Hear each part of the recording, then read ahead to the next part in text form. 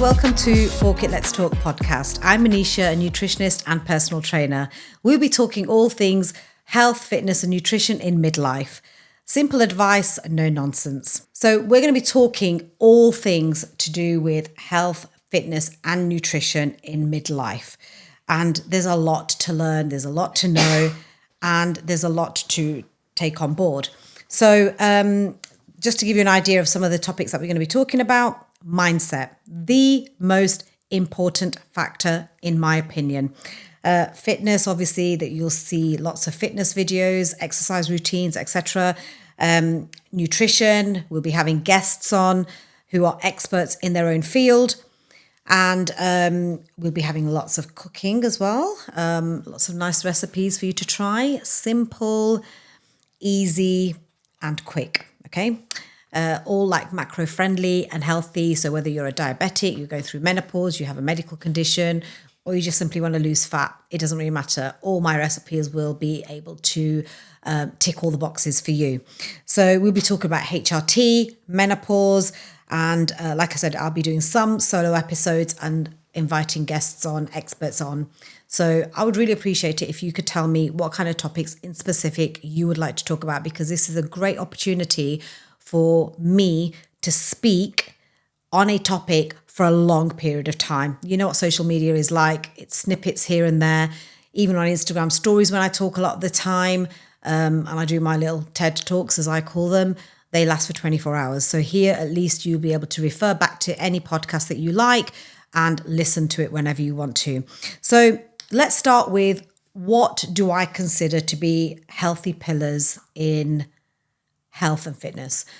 So for me, I'm going to say there are 5. There are a lot more, but I think 5 more key ones. So the first one is going to be nutrition. Probably number 1 / number 2. I'm going to say number 2. Mindset is always going to be number 1. And this is really, really key to success. And then we've got fitness, we've got sleep, and we've got stress. So all 5 of those is what I would consider to be healthy pillars in your journey, or what the journey that you're about to embark on. And they're all equally as important as each other. You know, sleep and stress, they are so underrated. So many people don't think that getting enough sleep is going to help them to achieve their health goals or their fitness goals. But actually, when you sleep, that is when the magic happens. And stress, I mean, people always tell me that they're stressed, but tell me someone who isn't stressed. We are all stressed. And one of the main things I want you to take away from today's podcast is that stress management is going to become your best friend, right? You really need to learn how to prioritize the things that you're doing and what things are really stressful. What things do you control? And if you've got control of those things, then take control. And the things that you can't control, you're going to have to put that to one side, okay? Because stress is responsible for so many health conditions. It can weaken your immune system. It can age you. So let me just talk you through my journey and what has led me to do this, because never in a million years did I think I was going to be doing this. So around about the age of 46, I started going through perimenopause. Nobody kind of spoke about it at that time. I was the first one who went through natural menopause, because you can also go through menopause through having a hysterectomy, which is like a surgical menopause. But, you know, actually, I'd had a few experiences before the menopause, which taught me the importance of nutrition, but I didn't really take it seriously. The first one was the marathon. I understood the importance of fueling yourself correctly, making sure that you get enough rest, recovery, all of that kind of stuff. But I still didn't really understand how important it was. The second time was when I was going through IVF. And again, I understood the importance of it, but I still didn't really apply many of the habits that I knew I should have been doing until it came to the menopause. And I don't really know what was a final thing that clicked for me, but something clicked, and thank God it did. So I decided to do a course in nutrition just to educate myself, really. So I became a qualified nutritionist, and then I started an Instagram page. And then when I was about 49, so this is 2020, I got myself a PT. But so by the way, I've been going to the gym for a very, very long time, since I was in my 30s. But now looking back, I was exercising and not training. They are two very different things. Okay. Exercising is I was just doing random stuff when I felt like it, going to the gym when I wanted to, without really any plan or structure. But everything changed when I was 49 and I decided to take everything seriously. I took it up a few notches, got myself a PT, sorted out my nutrition because I had that behind me, and the magic literally happened. So if you're watching this and you think, oh, is it too late? No, it is never, ever too late, whether you're 35, 55, 65, because doing something is going to make a massive difference, even though you're not doing everything. So that's how my whole kind of fitness journey started. At the age of 49, I changed my body composition, which means that I lost fat, built muscle, changed my body shape, and learned how to cook, right? So I've never really been a good cook. I still wouldn't say that I'm a great cook. I'm not a chef, but I've just learned how to create simple, quick, easy, tasty meals that are going to support my health needs, my hormones during menopause, my fat loss, if that's my goal, and obviously my fitness. So that's one of the things that I've been working on a lot over the last few years. So I feel like I'm in a very good place. But look, I had to undo lots of bad habits and replace them with good habits. But the most important thing, the biggest thing that's changed for me really, and what's led me to be here now doing this, is my mindset. Changing your mindset is probably the hardest thing that you will do, because there are years, and in some cases decades, of preconceived ideas, experiences, habits that you have to unlearn.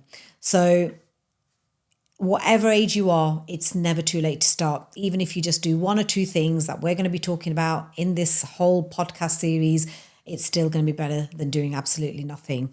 So I will always have notes with me, by the way, because one of my main symptoms from menopause I still have is forgetfulness. So I always have to make notes. So that's why you'll always see them with me. But in my opinion, that your 40s is the most important decade. It's the decade where you can really change your future. It's the decade where a lot of changes are happening, which you might not see.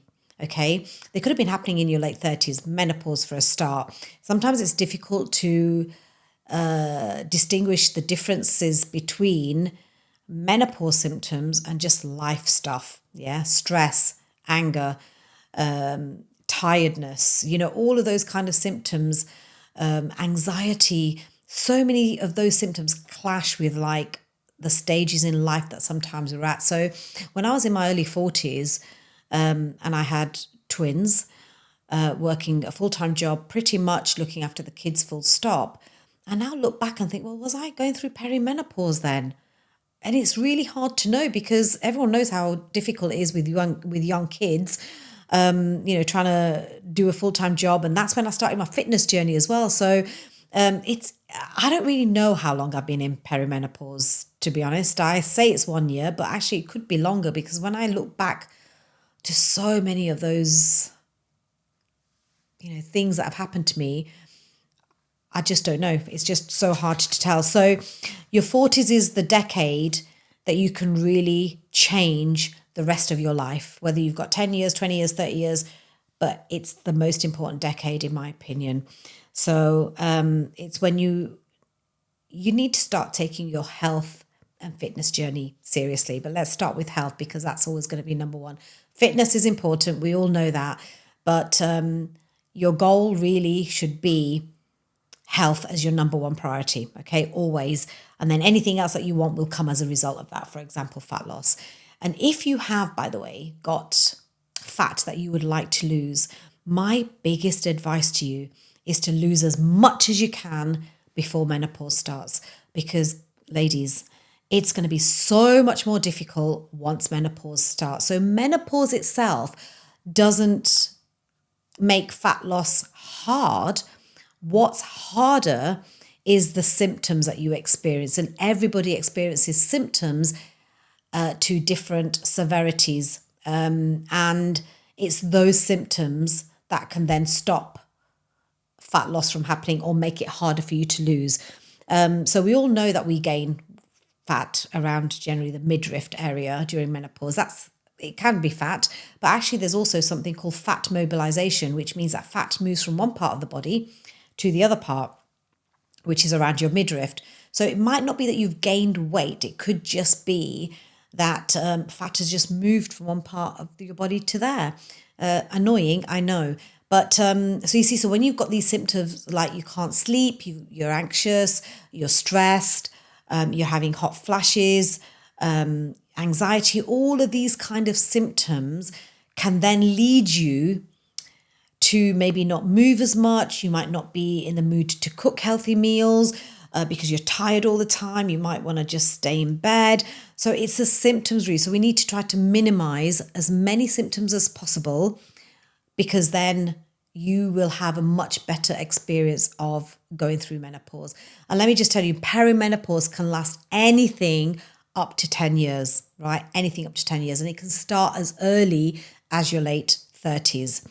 And some people might not even know, like, I don't know if I was going through it in my early 40s. I've got no idea. I'm saying 46 and it lasted for a year, but I don't know. And then menopause is actually when you've had 12 consecutive months without a period. And menopause is literally one day, and then the next day you are post-menopause. So the reason why menopause is really important is because you're going to be living the second stage of your life as a menopausal woman. It doesn't go away. Symptoms can come back. They might not come back as bad as they were when you were perimenopause or in the early days of menopause, but they can come back. So that's why it's really important for you to take everything that we're going to be talking about on these podcasts extremely serious, because this isn't something that's just going to happen for a year or two. We're talking the rest of your life, right? And we can go into menopause. There's so many things to talk about, but that's basically the gist of it. So there's a few things that I would like you to kind of think about now, and we'll delve into these topics much later on. But just things like, you've got to drop the all or nothing approach, all or nothing mindset. You're either on a diet or you're not.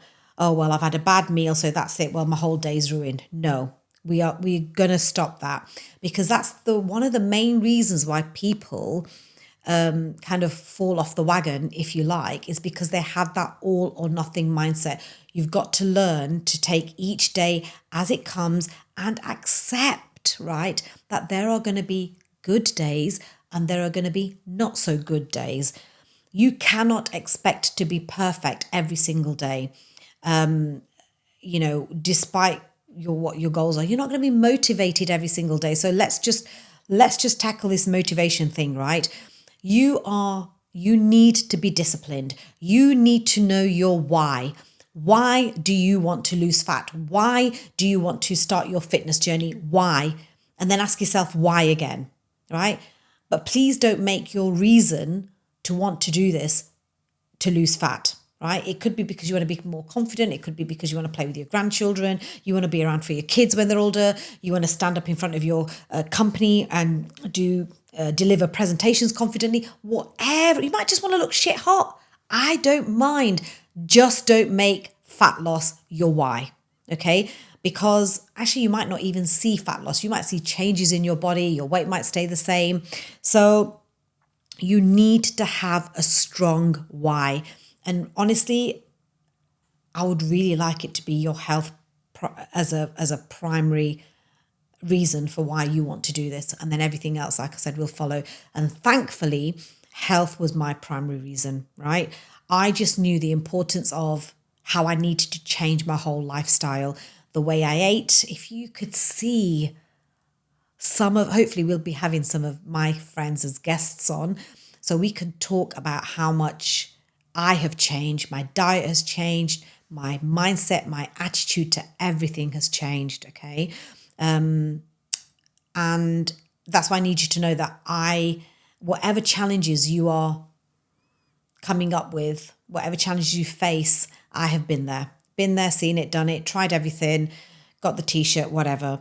Yeah, so we've got to drop the all or nothing approach. And when a lot of people talk to me about when they want to become healthy or they want to, lose a little bit of weight, that one of the first things they'll say to me is, oh, I've given up this, I've given up that, I've stopped eating this.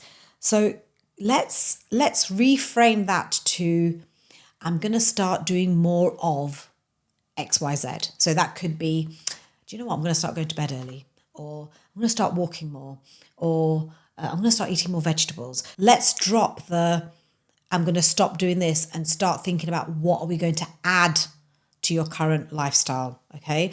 And you need to make your goals as realistic as possible so that they fit in with your lifestyle and your preferences, because, for example, if we're talking about exercise or walking, you might be one of those people that can only go to the gym or do an exercise workout in the evening.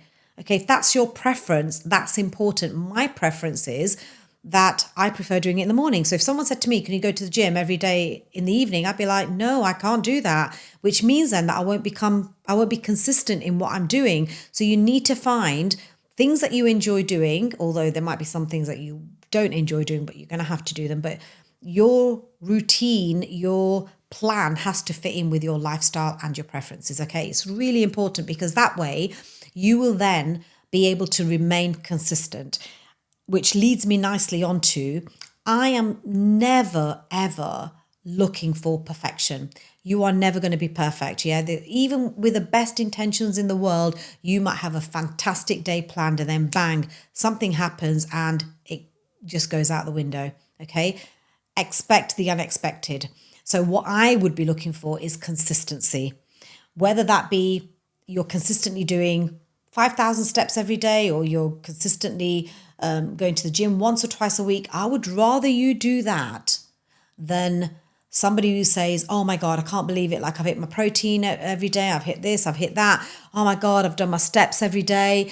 And, something that isn't realistic, because whatever targets you choose, whether it be to do with food or fitness, whatever, you are then going to have to maintain that for at least a period of time, whether that be a few months, 6 months, whatever, in order to see good results. So don't try to do too much, yeah, because it's great. I'll be really happy if you tick every single box every day, but I'm not looking for that. When I coach women, I say to them in week 1, that's brilliant, yeah.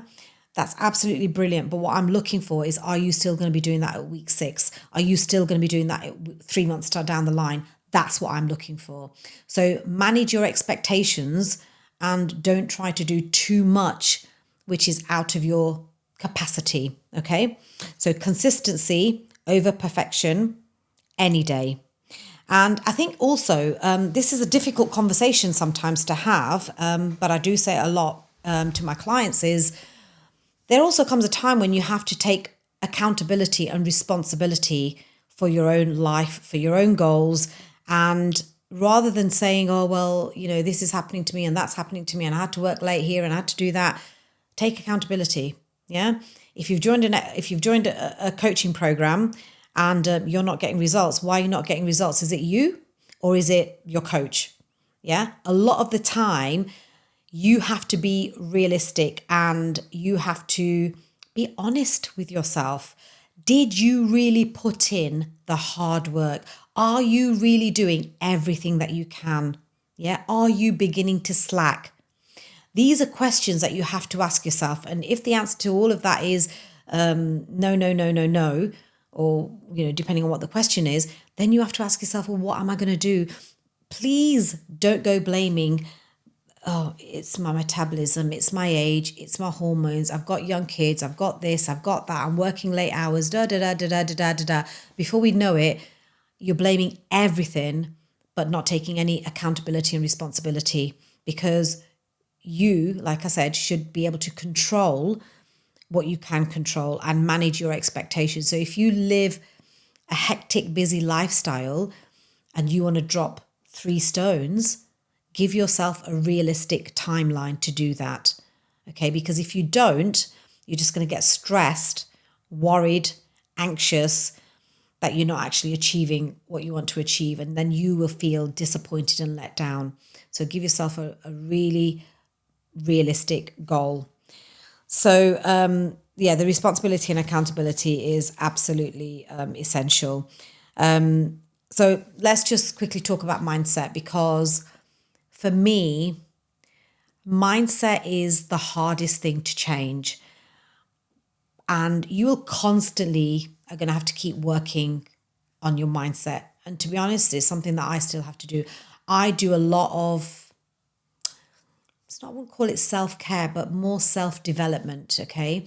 And that's something that's going to be ongoing, because once that mindset shifts, everything else becomes so much easier. It's like everything just falls into place. And, I'm not a fan of before and after transformations, because yes, okay, somebody has lost weight, brilliant, but you don't know how they've done it. Yeah. To me, the most important thing that a before and after transformation doesn't show is what has the client learnt?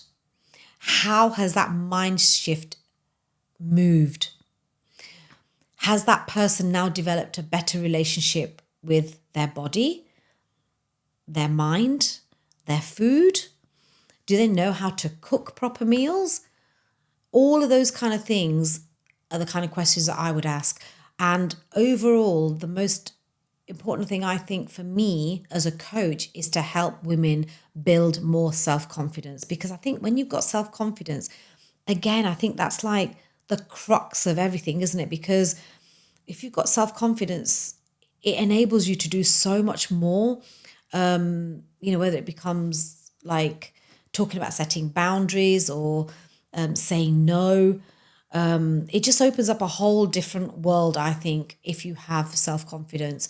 And there are lots of ways that you can achieve that. And hopefully these podcasts will help you to do that. So we've got lots of things to talk about, but everything that you will hear and watch on these podcasts will all be helping you in midlife. And it doesn't matter if you're, in your 30s. In fact, I'd be really happy if you're in your 30s watching this, because what we want to build is a foundation, a strong, solid foundation, so that in your future years to come, you will be able to do exactly the things that you are doing now.